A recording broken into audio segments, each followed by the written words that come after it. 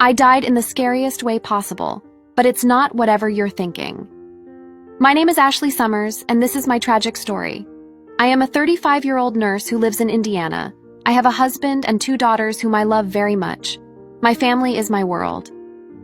In July of 2023, I was on a boat in Lake Freeman, Indiana, with my husband and 2 daughters.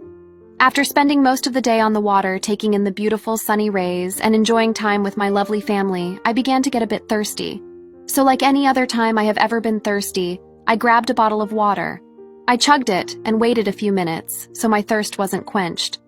Over the next 30 minutes, I downed 3 more water bottles in hopes that I would stop feeling thirsty. Hydration is always super important to me as a nurse. However, on the car ride home, I got a headache and began to feel lightheaded. We got home, and as I got out of the car, I passed out. I was rushed to the hospital, and doctors said I had brain suffering. I never woke up and was pronounced dead from water toxicity, which is essentially just drinking too much water. Follow for more stories. Happy Sunday, guys. Breaking news. Todd Chrisley wants us to know prison sucks. Duh. Ask my cousin Jonathan. He's been stabbed 17 times down there in the Elmore County Jail. Prison sucks. I mean, why is this even news? So Todd here is currently in Pensacola, Florida. He's serving a 12-year sentence in a federal prison, and Julie is up there in Lexington, Kentucky, in like a federal medical center, serving a 7-year sentence because they done tried to defraud some banks out of $30 million, and you know you don't mess with people's money because that's when they're really going to put you in jail. And they said you go to jail and then you can go to hell. They didn't tell them that, but you know, that's my saying. So anyways, so they have 2 children. They have a lot of kids, but the 2 kids I'm about to talk about are Savannah and Chase. And Savannah has a little podcast called like Unlocked with Savannah. I think she's like 25 and Chase is 27. And so on her podcast, they started talking about how inhumane prison was for their parents. Well, duh, it's prison. So Todd and Julie want us all to know that neither one of their prisons have air conditioning. And let me tell you something. I literally did a story about a guy in the state of Alabama, I think it was last year, who like cooked to death in his cell. So joined the club. I mean, literally his family filed a lawsuit because he literally cooked inside of his cell, cooked from the inside out. He died from being cooked in his cell in the state of Alabama because our prisons are so bad.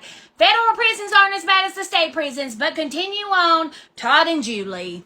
So Savannah wants us to know that there's just rattlesnakes slithering all around her mama inside the jail. And then Chase comes and says, hey, it's not only rattlesnakes, it's all venomous snakes.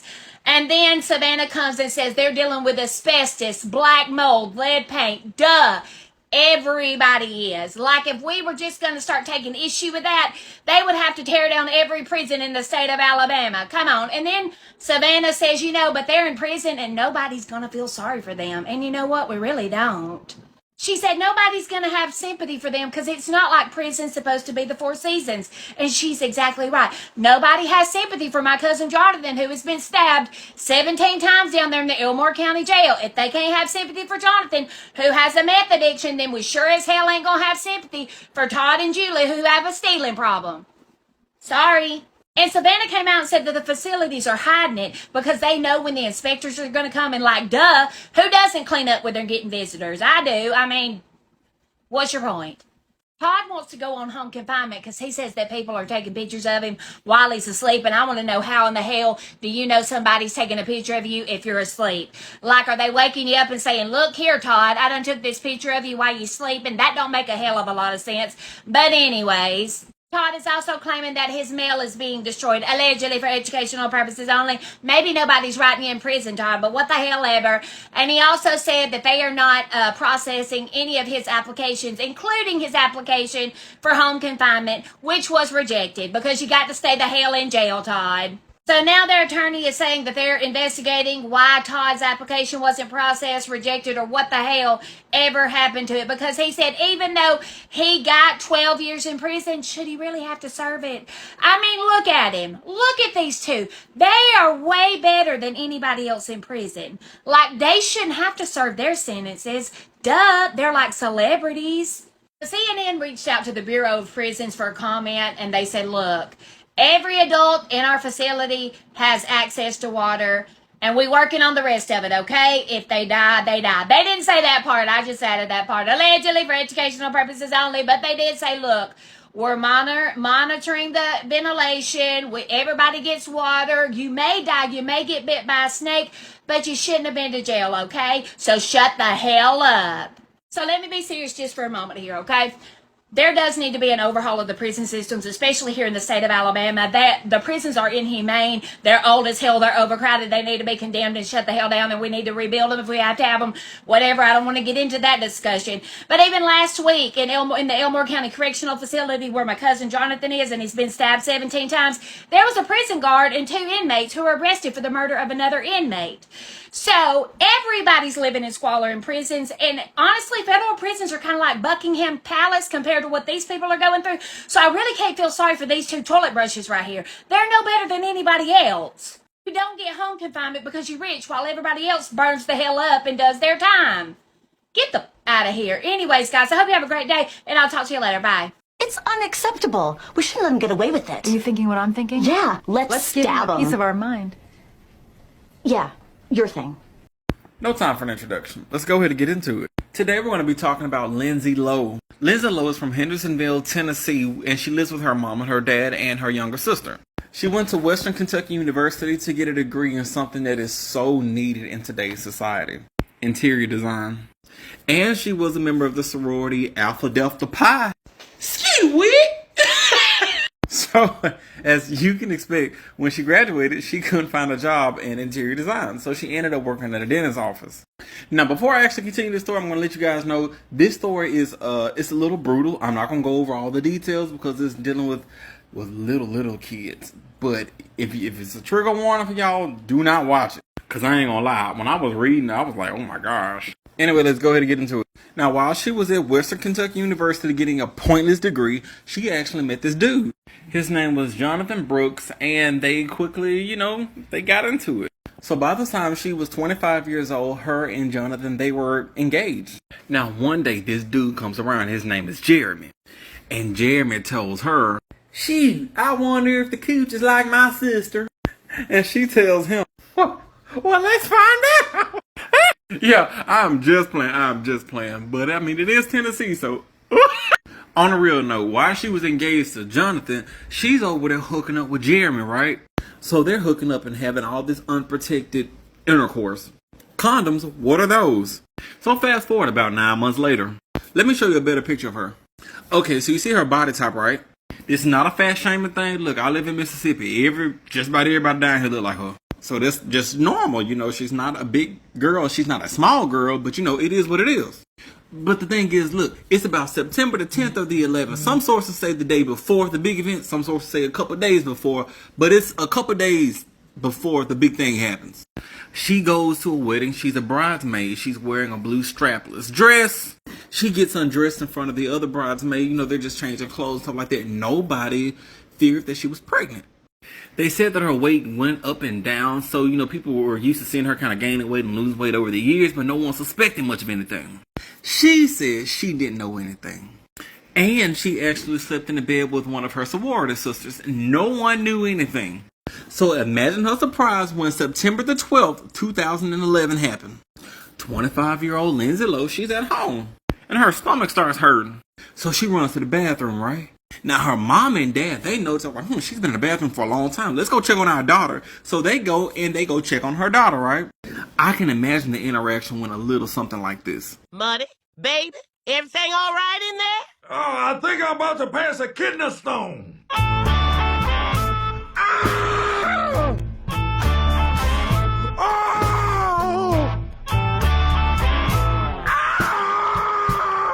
Because while she's in there lying talking about she got a stomach virus, this woman is sitting on the toilet pushing out 2 kids. 2 twin boys. And guess who was the baby daddy? Because it wasn't her fiance Jonathan. They belonged to Jeremy. Now she, little innocent old Lindsay, up until this exact point in time, she had no idea she was pregnant. In her head, oh, I just had to take a shit, and then, oh my gosh, there's kids. Which leads me to believe 2 things here. Either malicious women just don't have any pain receptors down on the coochie, or y'all be lying and childbirth is easy and y'all just want to make people feel bad for you. Which one is it, ladies? Now, meanwhile, the babies come out and, of course, they're making noises. I mean, they're babies. They're probably just trying to talk to their mama, trying to tell her, take them titties out because I'm trying to see them. AM to the PM, double did them and I need them. But this female, she decided, oh my gosh, it's too noisy. I gotta shut them up. So, unfortunately, she got the kids one by one as they came out of her to both of them. Honestly, this behavior in my head would make more sense coming from a teenager. But she was a grown. Oh wait, she was cheating. That's why. That don't justify it though. You crazy. You too grown for that. But y'all, that's not even the worst part. After she unalived both of the babies, she put them inside of the hamper because she didn't want her mom and dad to hear the babies crying. She then proceeded to clean up the mess inside the bathroom, and then she put the babies inside of her laundry basket in her room. Well, some sources said room, some sources just said the hamper. I'm assuming in her room because of how the mom found out. So eventually, 2 days later, the mom decided, I guess she was going to wash her clothes or something.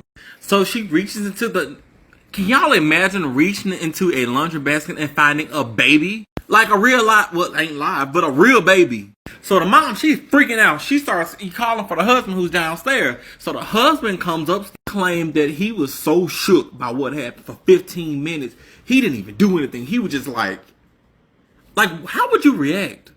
This is another reason that leads me to believe there was a laundry basket inside of her room, because he immediately was like, okay, let's go ahead and get the hospital for her and let's call the police. Well, before he called the police, he actually called his lawyer first. He was like, hold up, we got to lawyer up. It wasn't until the police got there that they realized there was a second baby in the hamper. I'm sorry, y'all, but I would have been no more good. No more. So then she goes to court. And while they was in court, the judge kind of, he was asking her some questions. What's going on? Why are you crying? Step up. Come step up. What happened? Twins? Twins. Yeah. Double homicide.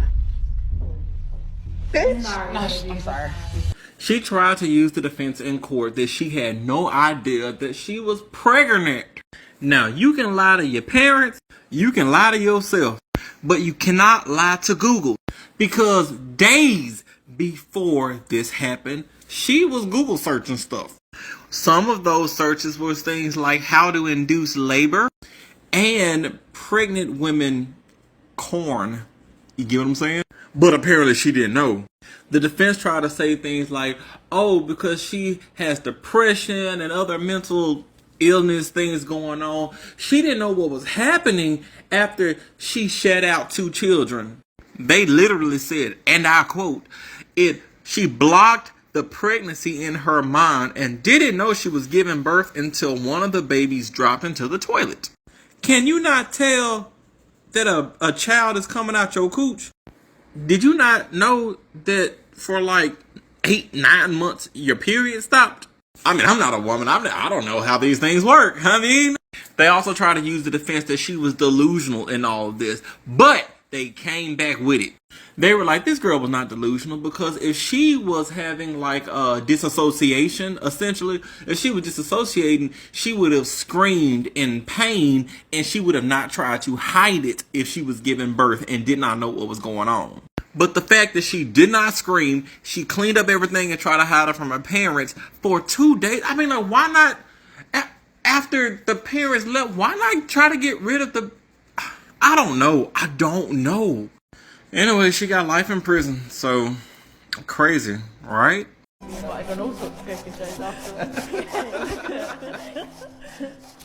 The evening meal is a time to catch up for Poppy and her parents, David and Miranda. They're a close family. After A-levels, Poppy's hoping to do an apprenticeship. What time have you got to be up there for? Is it like all day? I think it's early afternoon. They've had to fight hard to be here. The abuse turned their lives upside down. They've moved house, sold their business, all to keep Poppy safe. She has the legal right to remain anonymous. But since my very first conversation with Poppy, she's been clear she doesn't want that. You've made the decision here to be identified. Yeah. It's your right to have your identity protected. Why have you made that decision? Because I think if people can see a face behind something so taboo, it makes it more relatable. I'm not some person that's had to be protected because it's super scary. I'm sat here, I have a pretty normal life. I go to a lovely school, I'm doing my A-levels. Like, I am like any other person probably going through it, and I think people, one thing I suppose survivors are very good at, and I was very good at, was hiding that and acting like nothing was wrong. People didn't see it in me. And child abuse places betrayal at the heart of a family home. John Eyre was David's father. Poppy really loved her granddad, who she called Dan Dan. She was 6 months old when they first began sharing a house with him. He lived below us, where we used to live. We lived in the same kind of building. He was just in like an apartment kind of thing below. He'd do running around for us, and you know, we ate dinners a lot together. We'd try and include him on a Sunday night. When David and Miranda were both working, he also helped out by looking after Poppy, and that's when he abused her. We'd be sat watching Grandpa in My Pocket or something on CBeebies, and I knew that when that programme finished, what was then going to happen. It would always start with, could you help me come get dressed? And I'd have to go to his bedroom, and yeah, so on and so forth. I was made to do things to him, he would then do things to me. I knew the cues when it was going to happen.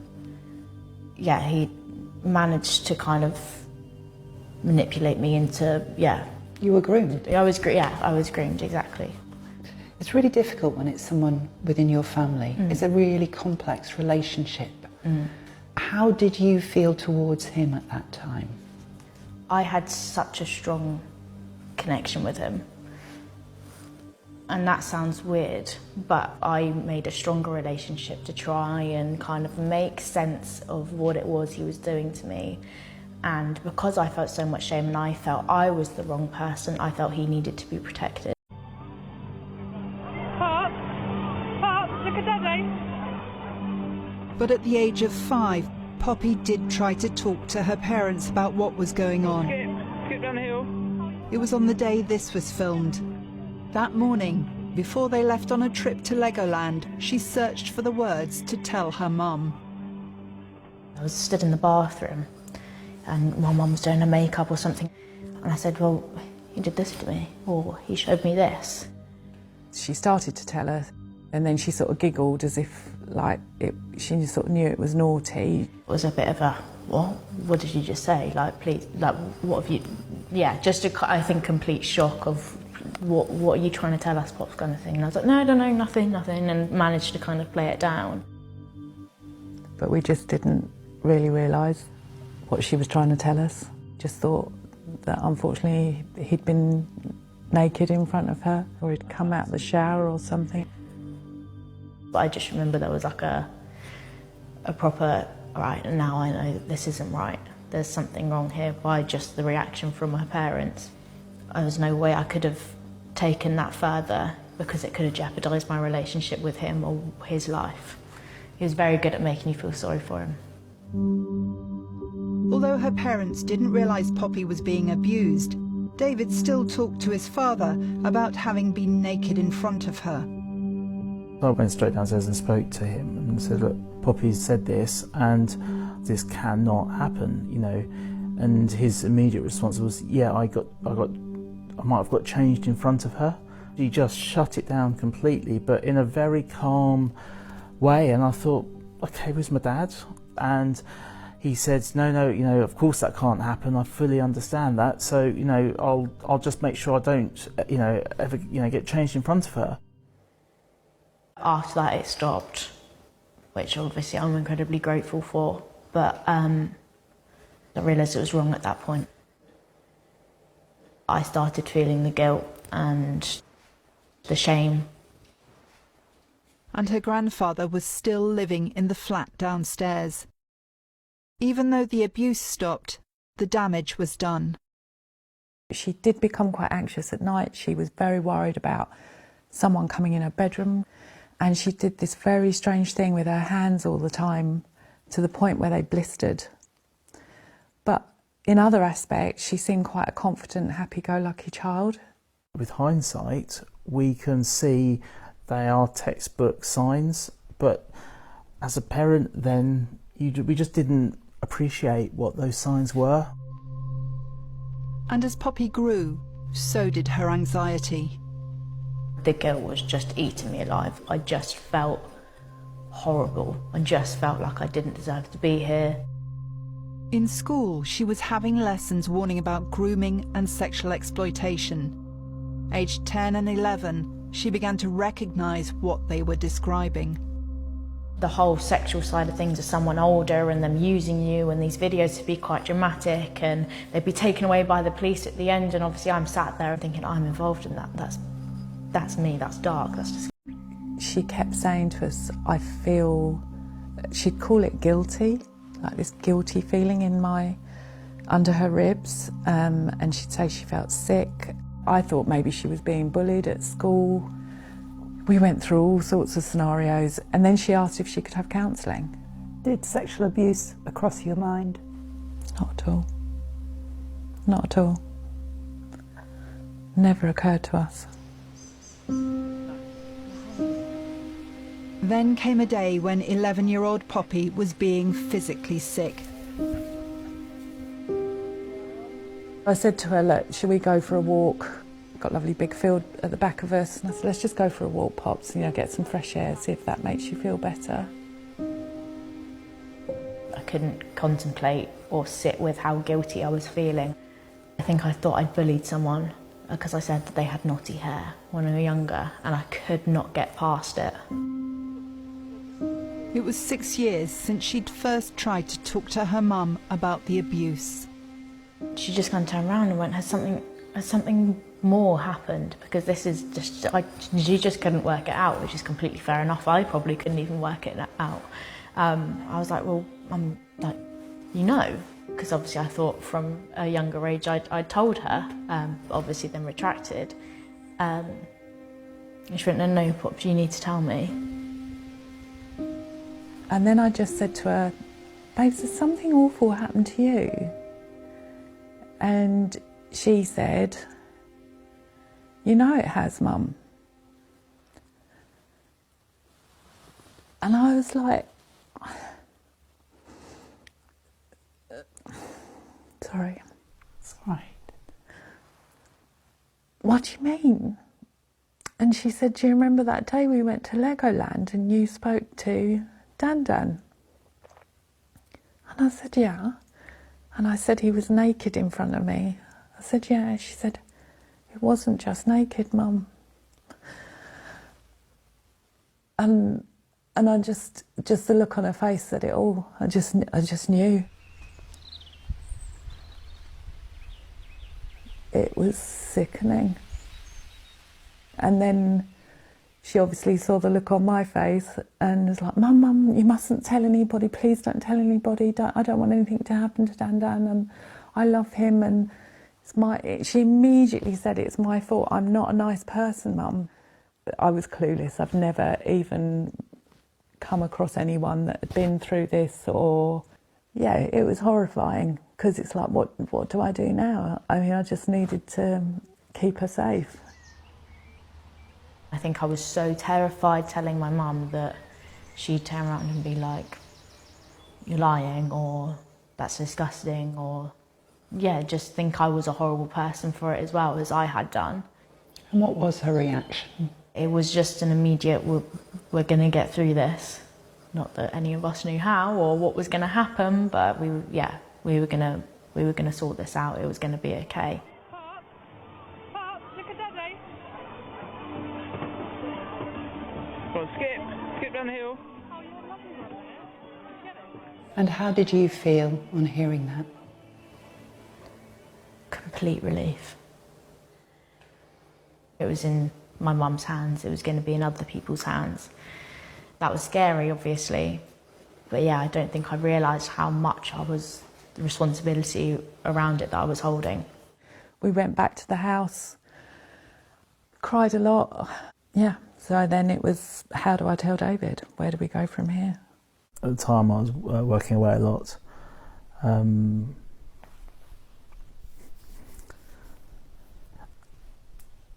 I was away working out, I was still working in solar farms at the time, and I was going up and down the rows, and I'd heard the story, and it was just going round and round in my head what had happened, what to do. You know, you don't get a practice run at this. I had to make this call to ultimately report my father, which was incredibly tough,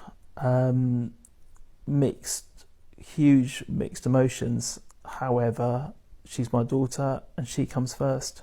They spoke to friends who were police officers, and things moved quickly.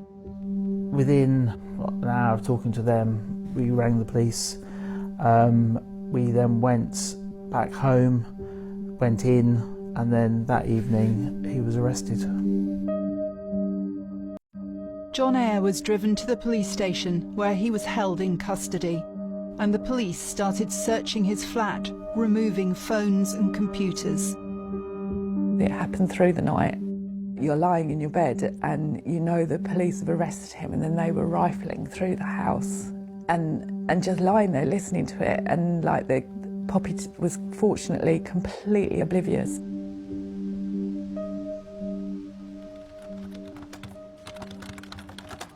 I'm a detective constable. I've been with Kent Police now for nearly 23 years. Denise Aslan was one of the police officers assigned to the case. Most of my career has been within safeguarding and child protection. It would be that next morning that I became involved and visited Poppy along with a social worker. I remember her just being really anxious and nervous about what she was about to tell us. First, they explained that her grandfather had been arrested. He was being held here in the custody suite at Tonbridge Police Station. What was Poppy's reaction? Heartbroken. Absolutely heartbroken. Felt like it was her fault. Absolutely hated it. I couldn't believe what I'd done. Poppy was interviewed at home first, then she was brought here to give her main evidence. Yeah, it's quite conveniently located as well. From the outside, it's an ordinary house set up so children don't have to go to the nearby police station. You know, they might be inquisitive as to what each room is. So in here is our interview room. So this is where Poppy's interviewed? This is where Poppy was, yes. The child actually doesn't know what these things are that she's speaking about. Is telling us in her terms what happened to her, and then us thinking, well, that's an offence of rape or that's an offence of sexual assault. How serious were the offences he was accused of? Any sexual offence against a child is serious. Rape of an under 13-year-old, I don't think you could get more serious than that. It was only when they turned around and said he's raped you, it's sexual abuse. It kind of, that responsibility for him kind of left, and I was actually relieved that he was gone. Before any of this happened, you can't begin to imagine your child feeling responsible for having what the police then told us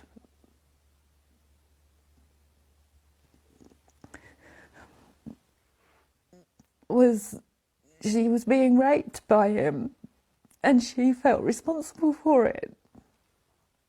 No child should feel responsible for that. Sorry. It was, you know, but even we hadn't really appreciated until the police sat us down, because Pops would never give us the full detail of what he'd done. You know, even that, she was trying to protect us. And for David, there was also the distress of knowing his father was the abuser. I was upset and let down. I think the anger took longer to come out, because as a son you shouldn't have to be in that situation. He, on one hand, was abusing our daughter, and then 5 minutes later he was having a cup of tea with us. So how I then felt, who is this man? But then equally, as a child, I'd grown up and had many happy memories. So there was a real conflict going on in my mind. We stood by Poppy through the whole process, and I genuinely believe if we hadn't of, we wouldn't have the daughter that we've got today. Very impressive daughter that you have today. Did he ever give you any explanation? No explanation, no. No, he could not account for the questions he was asked in interview. Did he ever admit what he'd done to Poppy? Never.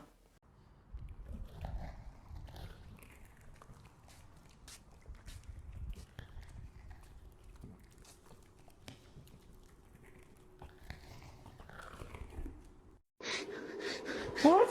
What's wrong with you? It what?